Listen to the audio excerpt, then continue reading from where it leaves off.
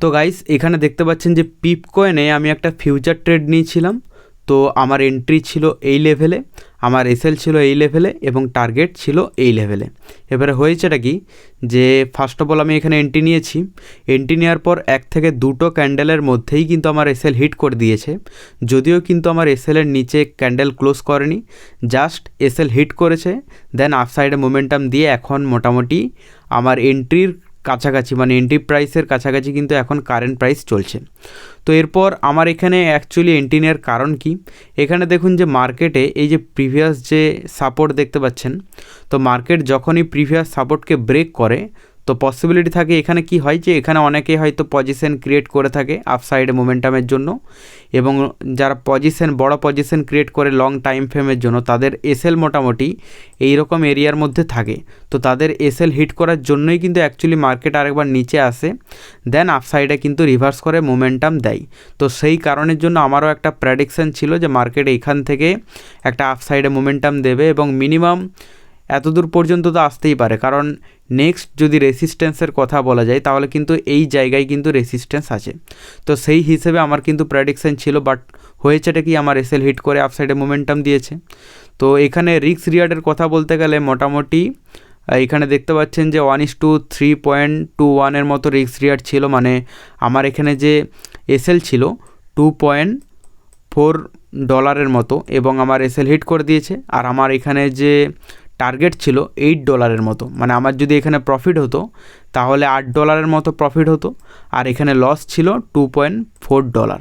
তো সেক্ষেত্রে রিস্ক রিওয়ার্ডও মোটামুটি ভালোই ছিল, বাট এখানে কিন্তু এসএল হিট করে দিয়েছে। আর আরেকটা ব্যাপার হচ্ছে যে এখানে দেখুন যে সেম টাইম ফ্রেমে আমি যদি বিটিসির কথা বলি, বিটিসির উপর পুরো ডিপেন্ড হচ্ছে অল কয়েন। তো সেক্ষেত্রে বিটিসিকে প্রেডিকশন করা সবথেকে বেশি ইম্পর্টেন্ট, এবং এখানে দেখুন যে বিটিসিকেও আমি ভালোভাবে প্রেডিকশন করেছিলাম যে এই লেভেল থেকে মার্কেট আপসাইডে মোমেন্টাম দেবে। তো এখানে দেখুন যে বিটিসি কিন্তু ঠিক কাজ করেছে, মানে এন্ট্রি নেওয়ার পর আপসাইডেই কিন্তু মোমেন্টাম দিয়েছে। বাট আমি এন্ট্রি নিয়েছি যেহেতু পিপ কয়েনে, তো সেক্ষেত্রে পিপ কয়েন একটা মিম কয়েন, এবং মিম কয়েনের জন্যই বিশেষ করে কিন্তু ডাউন সাইড এসে গেছে।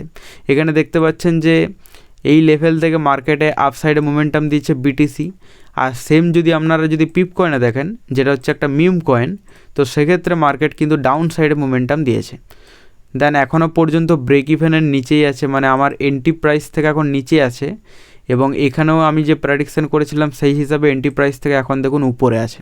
তো এখান থেকে একটা মোটামুটি মিস্টেক বোঝা গেল যে ফিউচার ট্রেড করলেও মিম কয়েনে অন্তত ফিউচার ট্রেড করা খুব বেশি রিস্কি, কারণ মিম কয়েনে কী হয় ভলিটিলিটির মাত্রা খুব বেশি থাকে, এই কারণের জন্য এসএল হিট হয়ে যাওয়ার সম্ভাবনাও খুব বেশি থাকে। এবং এখানে দেখুন যে মার্কেটে এখানে যেটা হয়েছে যে এখানে টার্গেট বলতে ইজিলি টার্গেট চলে যেত যদি মার্কেট আপসাইডে মোমেন্টাম দিত, কারণ এখানে নেক্সট রেসিস্ট্যান্স এখানে আছে। দেন এখানে যেটা ঘটেছে যে মার্কেটে সেলার্স বারবার চেষ্টা করে, দেন এখানে সেলার্স ব্রেক করেছে। তো পসিবিলিটি ছিল যে এখান থেকে এত দূর পর্যন্ত একটা আসার, তাহলে কিন্তু একটা টার্গেট হিট হয়ে যেত, বাট ঠিক আছে, কোনো ব্যাপার না। এখন আমার অ্যাকচুয়ালি লুজিং ট্রেড চলছে, প্রত্যেকটা ট্রেডার্সেরই কোনো না কোনো সময় লুজিং ট্রেড আসে। এখানে এখন আমার মোটামুটি পর 5 দিনের মতো কিন্তু লুজিং ট্রেড চলছে। 5 দিনই লস করেছি 5টা ট্রেডে।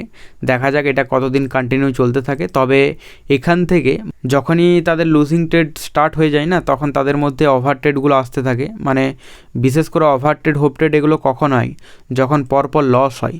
প্রফিটের সময় বেশিরভাগ ট্রেডার্সের ওভার ট্রেড আসে না, বাট প্রবলেম যেটা হয় লুজিং ট্রেডের সময় পরপর যখন লস হয় তখনই কিন্তু সাইকোলজি ইফেক্ট ফেলে এবং এখান থেকে ওভার ট্রেডগুলো আসে। এবং ওভার ট্রেড আসা মানে কি, আপনি যেখানে সেখানে ট্রেড নিতে থাকবেন এবং সেক্ষেত্রে কোয়ান্টিটি যদি বাড়িয়ে ফেলেন সেক্ষেত্রে আরও রিস্কের মাত্রা আরও বেড়ে যাবে।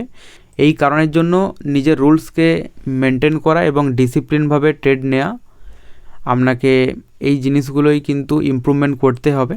তো সেক্ষেত্রে আমার এখনও পর্যন্ত 5 দিন যে লস হয়েছে, আমি এখনও পর্যন্ত আমার রুলসকে ব্রেক করিনি এবং ডিসিপ্লিনও কিন্তু ব্রেক করিনি। দেখা যাক এটা কতদিন কন্টিনিউ চলতে থাকে, এবং সেই হিসাবে আমি আপনাদেরকে শেয়ার করতে থাকবো। আমি পরবর্তীতে আবারও যখন ট্রেড নেব সেখানকার এন্ট্রি, এসএল, টার্গেট এভরিথিং আপনাদেরকে শেয়ার করব। তার জন্য চ্যানেলটিকে সাবস্ক্রাইব করে রাখতে ভুলবেন না। আর আপনি যদি টেলিগ্রামে জয়েন না হয়ে থাকেন, সেখানে আমি প্রতিনিয়ত আপডেট দিয়ে থাকি, ঠিক আছে। এখানে ট্রেডে যখনই আমি প্রফিট করব বা লস করব, সেখানে আমি এন্ট্রি, এসএল, টার্গেট এভরিথিং আপনাদেরকে শেয়ার করে দেবো টেলিগ্রামে, যার সাহায্যে আপনারা ইনস্ট্যান্ট সেখানে আপডেট পেয়ে যাবেন। আমি ডেসক্রিপশানে লিঙ্ক দিয়ে দেবো, সেখান থেকে জয়েনিং হয়ে যাবেন। দেখা হচ্ছে পরবর্তী ভিডিওতে, ততক্ষণ ভালো থাকবেন। Bye bye guys.